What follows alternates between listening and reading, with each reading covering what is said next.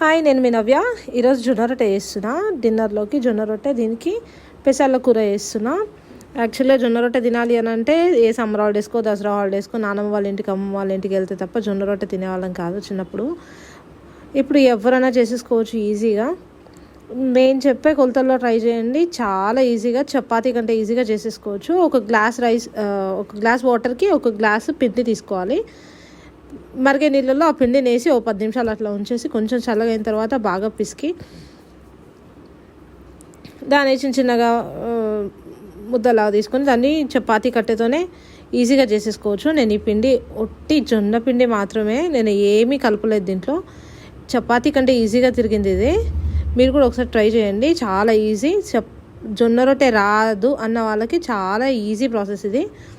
నన్ను కూడా చాలామంది జొన్న రొట్టె రాదు, మా హస్బెండ్కి చాలా ఇష్టం జొన్న రొట్టె అంటే, నీకు రాదు చేయడానికి అంటే సర్లే నేర్చుకుందాం అని చెప్పి ఇట్లా చేసా. చేయితో చేసే వాళ్ళకంటే కూడా మెత్తగా చాలా సన్నగా వచ్చింది చపాతీ కట్టెతోని.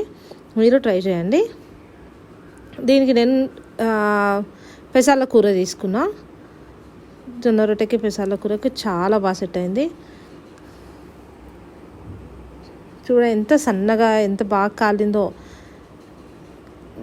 నెక్స్ట్ కుక్కర్లో ఆయిల్ వేసుకుని దాంట్లో ఉల్లిగడ్డ, పచ్చిమిరపకాయలు, కొంచెం కరివేపాకు, కొంచెం జీలకర్ర, అల్లం వెల్లుల్లి పేస్ట్ వేసిన తర్వాత కొంచెం టమాటా కొంచెం మెత్తగా మగ్గే వరకు ఉంచుకోవాలా కలిపేసి. దీంట్లో కొంచెం సాల్ట్, పసుపు వేసి కలిపేసి ఒక 2 నిమిషాలు ఉంచేసి కడిగి పెట్టుకున్న పెసాలు ఏవైతున్నాయో అవి వేసేసి 2 నిమిషాలు కలిపి వాటర్ వేసేసుకోవాలి. ఒక 1.5 గ్లాస్ వేసుకున్నాను నేను. దీనికి ఒక 5-6 విజిల్స్ పడతాయి.